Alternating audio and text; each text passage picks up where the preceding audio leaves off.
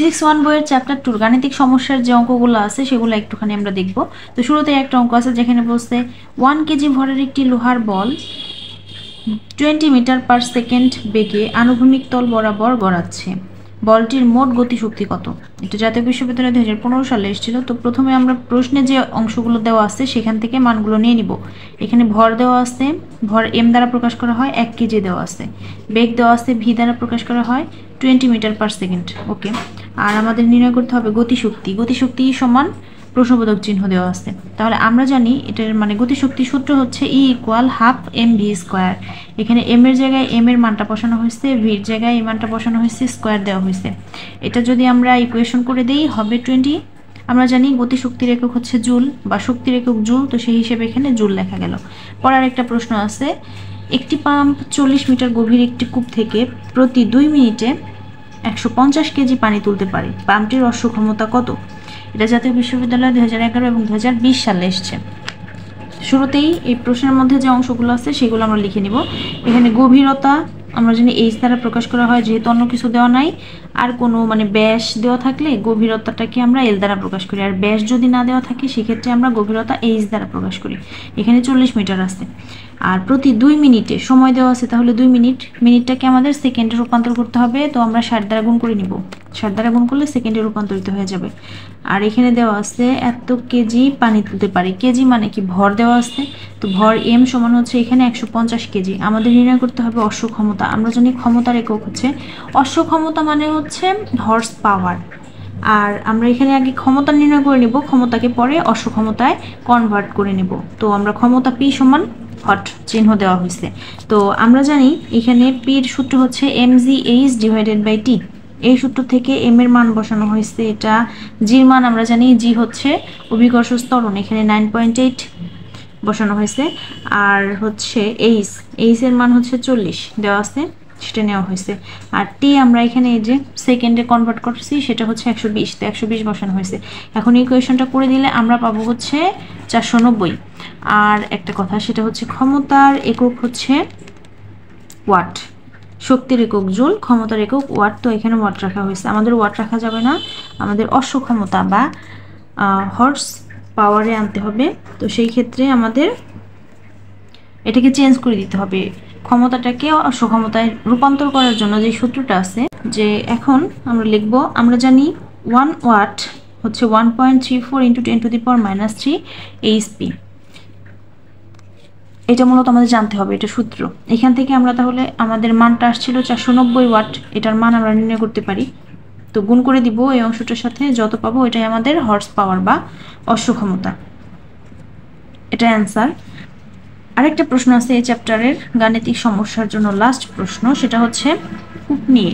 একটি কূপের গভীরতা ও ব্যাস, গভীরতাও দেওয়া আছে, ব্যাসও দেওয়া আছে। একটি পাম্প পানিপূর্ণ কুয়াটিকে 24 মিনিটে পানি শূন্য করতে পারে, পাম্পটির অশ্ব ক্ষমতা কত? এটা জাতীয় বিশ্ববিদ্যালয় 2019 সালে আসছে। তো শুরুতেই আমরা যে জিনিসগুলো দেওয়া আছে, গভীরতা প্রকাশ করবো এখন এল দ্বারা, কারণ এখানে ব্যাস দেওয়া আছে।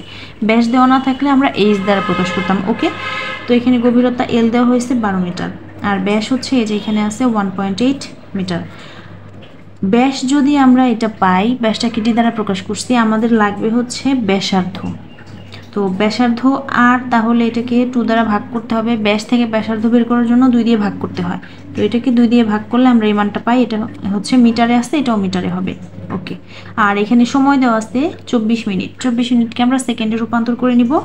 এখানে আর কিছু দেওয়া নাই, তবে আমাদের একটা জিনিস লাগবে, সেটা হচ্ছে উচ্চতা এইচ লাগবে, গড় উচ্চতা যাকে বলে।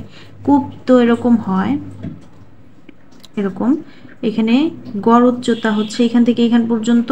গড় উচ্চতার ক্ষেত্রে শুরু ছিল কোথা থেকে? 0 থেকে। আর এই যে এখানে গভীরতা দেওয়া আছে 12 মিটার, তো 0 + 12/2, এটাই হচ্ছে আমাদের গড় উচ্চতা। শুরুরটা মানে শুরুর কি বলে, এটা হচ্ছে আদি গভীরতা বা শুরুর গভীরতা হচ্ছে 0 থেকে শুরু হয়েছে না আমাদের, 0 থেকে 12 পর্যন্ত গভীরতা। তো শুরুরটা শেষেরটা, আর হচ্ছে আমরা যখন গভীরতা মাপি কোনোটা স্কেল দিয়ে, ফিতা দিয়ে, সুতা দিয়ে, যাই দিয়ে মাপি, শুরুতে তো 0 থেকেই ধরতে হয়। 0 থেকে যত পর্যন্ত হয় অত পর্যন্ত হচ্ছে গভীরতা বা উচ্চতা যাই বলি। তো ওই শুরুরটা আর লাস্টেরটা ডিভাইডেড বাই 2, গড় বলছে 2টা, যার জন্য 2 দ্বারা ভাগ করা হয়েছে। গড় ব্যাপারটা তো এরকমই, যে কয়টা উপাদান থাকে ওই কয় দিয়ে ভাগ করতে হয়। তো এটা হলো, ভাগ করলে আমরা পাই এখানে 6 মিটার। গড় উচ্চতাটা আমাদের লাগবে। এখন ক্ষমতা P সমান হট। আচ্ছা, এখন আমরা জানি পির সূত্র হচ্ছে mgh ডিভাইডেড বাই টি। আমাদের এখানে কিন্তু কোথাও ভর দেওয়া নাই, ভর দেওয়া নাই বলেই কিন্তু আমাদের এত কিছু দরকার হলো। যে গড় উচ্চতা লাগলো, গভীরতা, এগুলো দেওয়াই ছিল। গড় উচ্চতাটা মেনলি এটা লাগলো, যেহেতু এখানে আমাদের ভরটা দেওয়া নাই। এই যে এখানে এম এর জায়গায় আমরা কি বসাবো? বসাইতে পারবো না। তো এখানে কোয়াড ক্ষেত্রে হচ্ছে মূলত এম এর ক্ষেত্রে আমরা বসাইতে পারি বা ভরের ক্ষেত্রে বসাইতে পারি ভি রো থাকলো, আর এখানে হচ্ছে জি, এখানে এইচ। এখানে ভি হচ্ছে আয়তন, রো হচ্ছে ঘনত্ব। তো ভি আর রো থাকলো, জি আছে, এইচ আছে, নিচে টি আছে। এখন ভি আর রো এটার মান আমরা বসাইতে পারি হচ্ছে পাই আর স্কোয়ার এল, এটার মান বসাইতে পারি। সাথে আছে G H divided by T আছে টি। এই অংশটা একটু মনে রাখতে হবে, একটুখানি ভিন্ন এই অঙ্কটা আসার সম্ভাবনা আছে।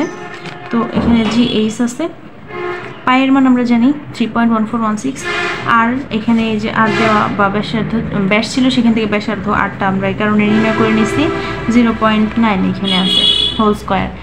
আর এখানে হচ্ছে এল মানে হচ্ছে এই যে এল গভীরতা 12 ছিল, তো এখানে 12 বসানো হয়েছে। আর লাগবে এখানে জি এইচ, জির মান আমরা জানি 9.8, আর এইচ এর মানটা এই যে গড় উচ্চতা এইচ 6, তো এখানে 6 বসানো হয়েছে। আর টি হচ্ছে এই যেটা এই অংশটা টির মান সময়, তো এটা বসানো হয়েছে। এখন এটা ইকুয়েশনটা করে দিলে আমরা এরকম একটা মান পাবো, 1 পয়েন্ট সামথিং আকারে মান পাবো। এখন এটা ওয়াট আকারে আছে, আমাদের যেহেতু অশ্বক্ষমতা নির্ণয় করতে হবে, অবশ্যই ক্ষমতাটাকে অশ্বক্ষমতায় কনভার্ট করে নিতে হবে। তো আমরা জানি এখানে 1 ওয়াট হচ্ছে এটা হর্স পাওয়ার বা অশ্বক্ষমতা, তার মানে এইটা জন্য আমাদের এটা গুণ করে দিতে হবে। এর সাথে গুণ করলে আমরা এরকম একটা মান পাবো। আমি একটু গুণটা করে দেখাই, তাহলে ভালো হয়। গুণটা যদি করে দেখায় আছে 1.34 ইন্টু 10 টু দি পাওয়ার -3, এই যে এটা ইন্টু হচ্ছে 1.247 ইন্টু 1.247 ইকুয়াল আমরা পাবো এই যে 1.67098। আমরা 67 পর্যন্ত রাখছি, 098টা আর লেখা হয় না এখানে, যে 67 পর্যন্ত রাখছি। আর এই যে এখানটাতে আছে 10 টু দি পাওয়ার, এই যে 10 টু দি পাওয়ার আছে হচ্ছে -3, তো এই যে 10 টু দি পাওয়ার -3 বসানো হয়েছে। এটা হচ্ছে হর্স পাওয়ার, সেটা লেখা হলো। তো এটাই হচ্ছে আমাদের অ্যান্সার। এই 3টা অঙ্কই মূলত আপাতত লাগবে।